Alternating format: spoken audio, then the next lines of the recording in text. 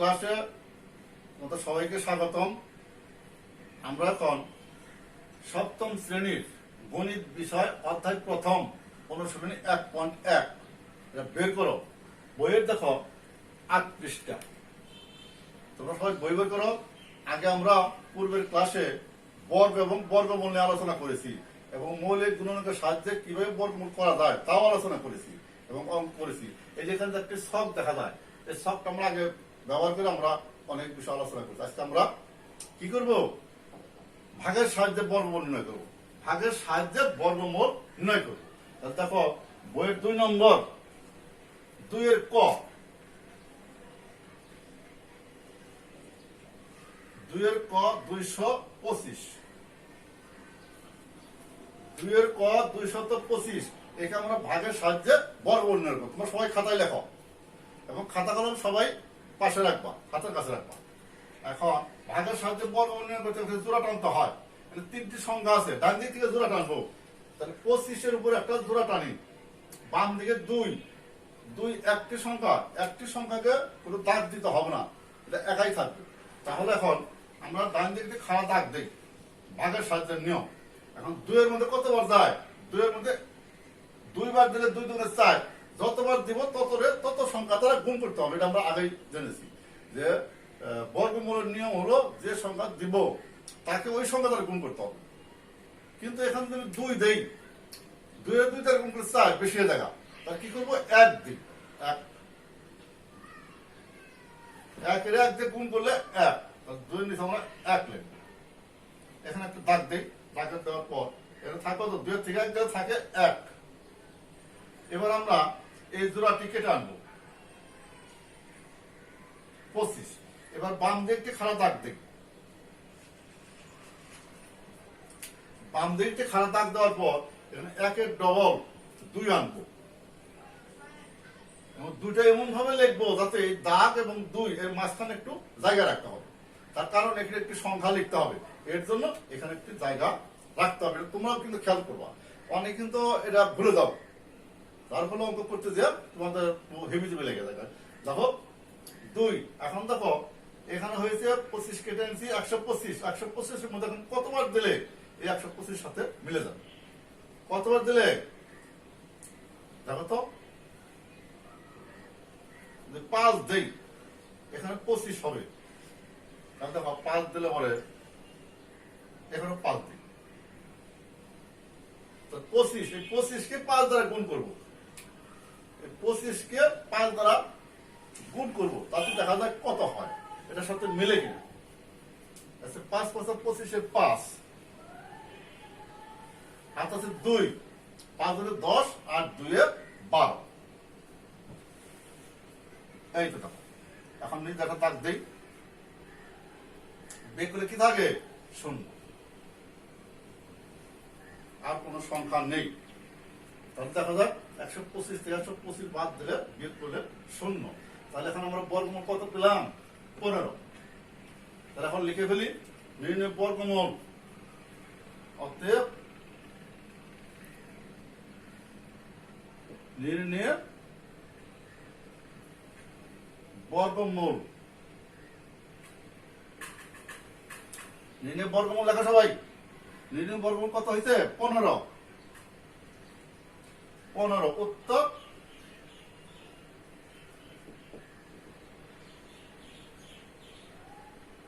15। একটা দাগ দাও, দাঁড়িয়ে দাও, এই তো দাও।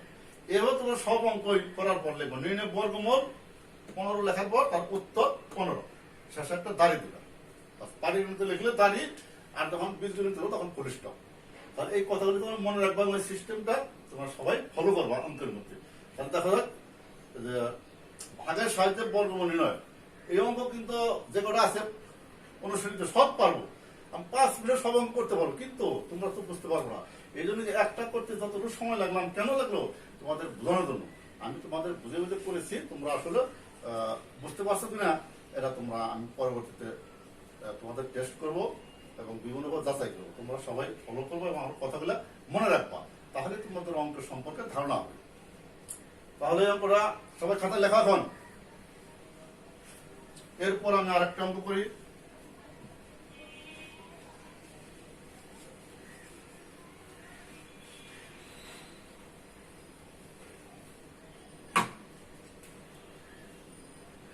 2 এর গ।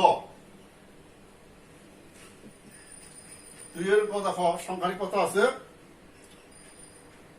39, 69।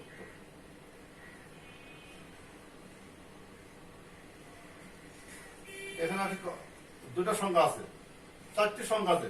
4টি সংখ্যার উপর আমি জোড়া টানবো। কটা জোড়া টানবো? 2টা জোড়া হয়েছে, 2টি জোড়া হয়েছে এবং 2টা দাগ দিয়েছে আমি উপরে। এখন দেখো এখানে একটা দাগ দেই আগের মতো করে। 39, 39 সঙ্গে কয়বার যায়? 5 5 25, কম থাকে। 7 7 49, বেশি হয়ে যায়। তাহলে কতবার যায়? 36, 6 6 36, 6 বার দেই। 6 6 36, দাগ দেই। 39 থেকে 36 বিয়োগ করো, কত থাকে? 3। 3 থেকে 3 গেলে 0, বাম দিকে 0 লিখতে হবে না। এবার আমরা 69 কেটে আনি। 69, এখন বাম দিকে দাগ দেই, খাড়া দাগ দেই। 6 এর ডবল, 6 এর দ্বিগুণ কত আসে? 12। 12 এভাবে লিখবো যেখানে একটা জায়গা থাকে। তাহলে 12 করে কত দিলে আমার এই 369 মিলবে বা কাছাকাছি যাবে? তাহলে দেখো কতবার দিলে এই সংখ্যার সাথে মিলবে। এখানেও দিতে হবে, এখানেও দিতে হবে। দেখো 2 দিলে কম হয়ে যায়, 3 দিলে দেখি 3 দিলে কতটা? 3, এখানেও 3 দেব। এই 123, 123 কে 3 দ্বারা গুণ করবো। গুণ করো। 3 তারিখে 9,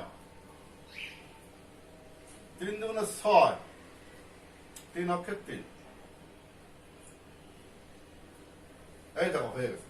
তাহলে এখন বিয়োগ করি 0। তাহলে আর কোনো সংখ্যা নেই। কতগুলো? 63। তাহলে বর্গমূল কত হয়েছে? 63। এখন আমরা লিখবো অতএব নির্ণয় বর্গমূল।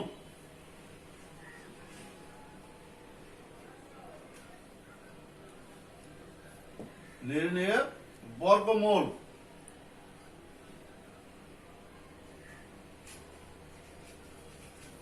কত? 63। উত্তর 63। উত্তর 63। একটা দাঁড়িয়ে দাও। উত্তরটা লিখবা বাম দিক বরাবর। বাম দিকে সবসময় সই রাখবা। কিন্তু অনেকে করে কি উত্তর লেখে ডান দিকে, তা কিন্তু লিখবা না, ওটার নিয়ম নয়। তোমরা এই দিকে যখন অঙ্ক করতেছি বাম দিকে সইকে এখানে উত্তর লিখবা। উত্তর 63। বাস এই যে এইভাবে তোমরা সব লেখার পর তোমাদের অঙ্কটা পরিপূর্ণভাবে লেখা হয়ে যাবে এবং তাতে কোনো রকম ভুল হবে না। এবং এই নিয়মগুলি তোমরা সবসময় ফলো করবা। সবার লেখা হয়েছে?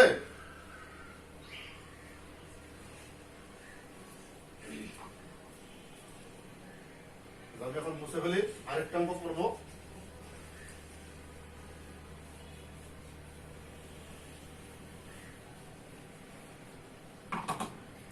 এবার আমরা 3 এর ক করব।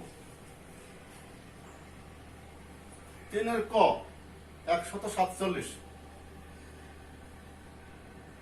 147 কে কোন সংখ্যা দ্বারা গুণ করলে গুণফল একটি পূর্ণবর্গ সংখ্যা হবে? 147 কে কোন সংখ্যা দ্বারা গুণ করলে গুণফল একটি পূর্ণবর্গ সংখ্যা হবে? তাহলে দেখো 147 আমরা এই উৎপাদক করি মৌলিক গুণনকার সাহায্যে। তাহলে কতবার যায়? 3 বার দেই।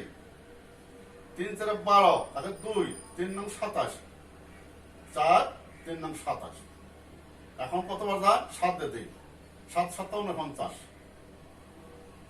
7। অতএব 147 সমান 3 গুণ 7 গুণ 7। এটা কয়টি জোড়া আছে? একটি জোড়া আছে 7-এর। 3 একটি জোড়বিহীন সংখ্যা পেলাম আমরা। তাহলে এখান থেকে দেখা যায় কি 147 সংখ্যাটি পূর্ণবর্গ সংখ্যা নয়। 147 কে এই জোড়বিহীন 3 দ্বারা গুণ করলে একটি পূর্ণবর্গ সংখ্যা হবে।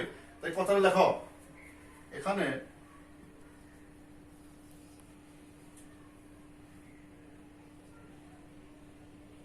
এখানে 3 জোড়াবিহীন।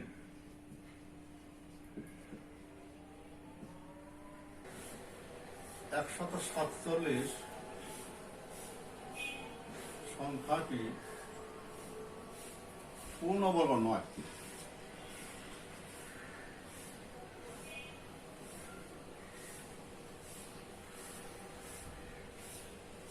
পূর্ণবর্গ নয়। 147 সংখ্যাটি পূর্ণবর্গ নয়। সংখ্যাটিকে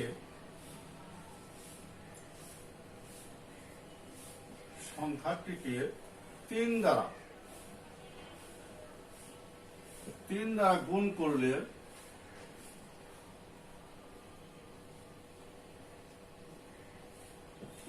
করলে পূর্ণবর্গ হবে।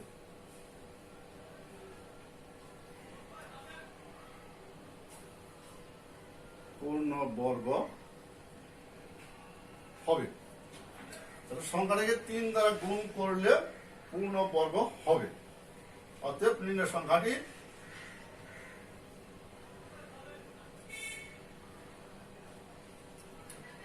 সংখ্যাটি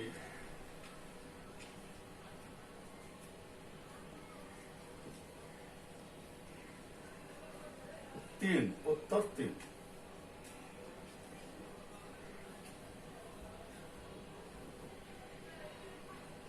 উত্তর 3।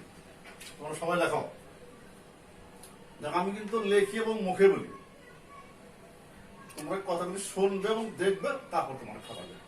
তাহলে কি এখানে 3 জোড়াবিহীন, অতএব 147 সংখ্যাটি পূর্ণবর্গ নয়। সংখ্যাটিকে 3 দ্বারা গুণ করলে পূর্ণবর্গ হবে। নিম্নের সংখ্যাটি 3, উত্তর 3। এই তো অঙ্কটি হয়ে গেল। তাহলে লেখো। আমি এখন আরেকটি অঙ্ক করবো। দেখো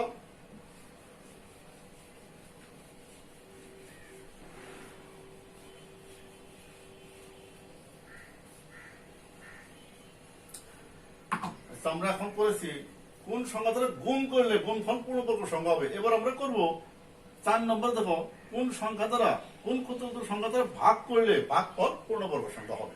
ঠিক একই নিয়ম। সংখ্যাটিকে মৌলিক গুণনের সাহায্যে উৎপাদক করবো, তারপরে জোড়বিহীন কোনটা আছে সেই সংখ্যা দ্বারা ভাগ করে, শুধু কথাটা লিখবা ভাগ করবে, আর গুণ করলে বললে লিখবা গুণ করবে। 4 এর ক কত আছে? 972।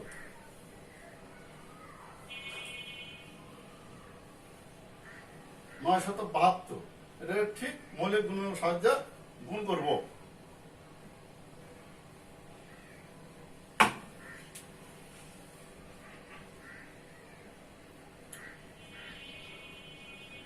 কত দ্বারা? 2 দ্বারা যায়।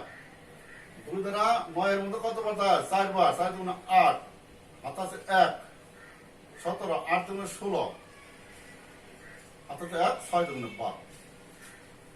এবার দেখি আবার 2 দিয়ে দেই। 2, 4 দুগুণে 8, 3 দুগুণে 6। আবার কত দ্বারা? 3 দ্বারা দেই। 3 আর 24,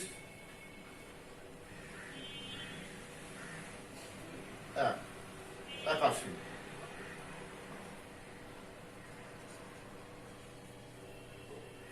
আবার 3 দ্বারা দেই। 3 দুগুণে 6, 3 7 21, 27। আবার 3 দ্বারা দেই। 3 নং 27। আবার 3 দ্বারা দেই। 3 তিরিক্ষে 9। 2 পেয়েছি কয়টা? 2টি। আর 3 পেয়েছি 1, 2, 3, 4, 5টি 3 পেয়েছি। অতএব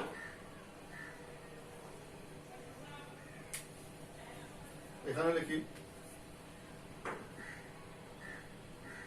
972 সমান সমান 2 গুণ 2 গুণ 3।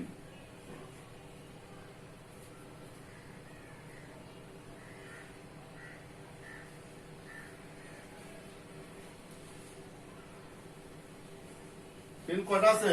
1, 2, 3, 4, 5। এখানে 1, 2, 3, 4, 5। তাহলে এখন আমরা জোড়া টানি।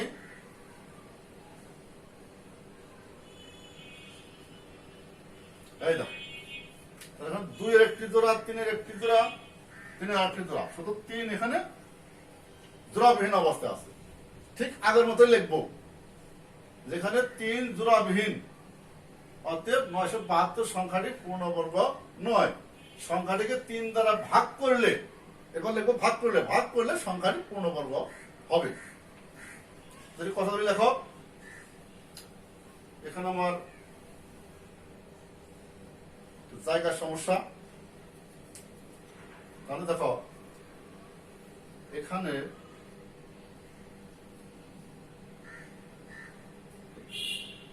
3 জোড়াবিহীন,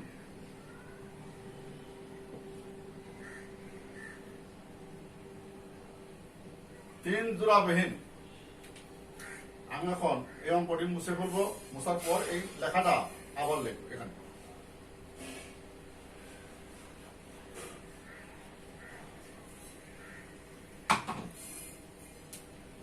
ঠিক এখান থেকে আমি এখানে কি লিখবো, অতএব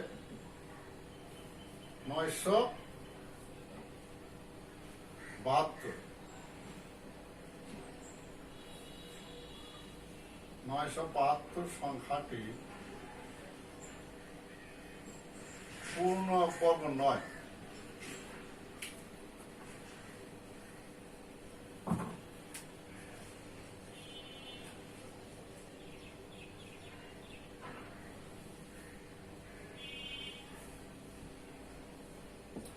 পূর্ণবর্গ নয়,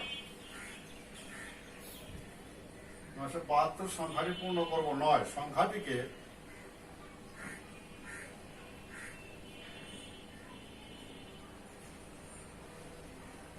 সংখ্যাটিকে 3 দ্বারা ভাগ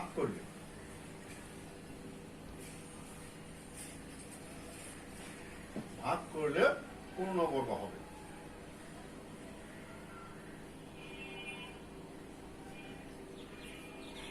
পূর্ণবর্গ হবে।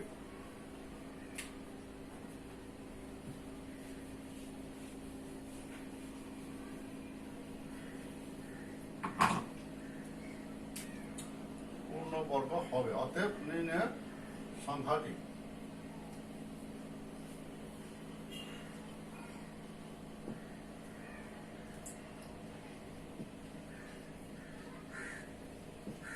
সংখ্যাটি 3, উত্তর 3। তাই তাহলে এই যে ঠিক একই লেখা, 972 সংখ্যাটি পূর্ণবর্গ নয়, সংখ্যাটিকে 3 দ্বারা ভাগ করলে পূর্ণবর্গ হবে, অতএব সংখ্যাটি 3, উত্তর 3। দেখো এভাবে লিখলে তোমাদের অঙ্কটি পূর্ণবর্গ হয়ে গেল। সবাই লেখো খাতায়।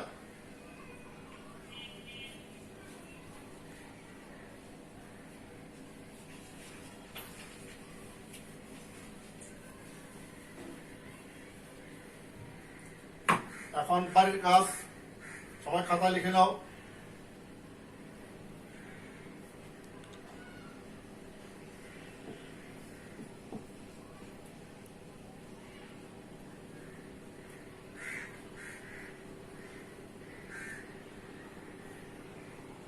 চারের খ গ এই দুটি অঙ্ক করে আনবে। 4 খ গ খাতা লিখে নাও, এই দুটি অঙ্ক করে আনবে। তোমাদের সবাইকে ধন্যবাদ জানিয়ে এখানে শেষ করছি। আশা করি সবাই ভালো আছে, ভালো থেকে।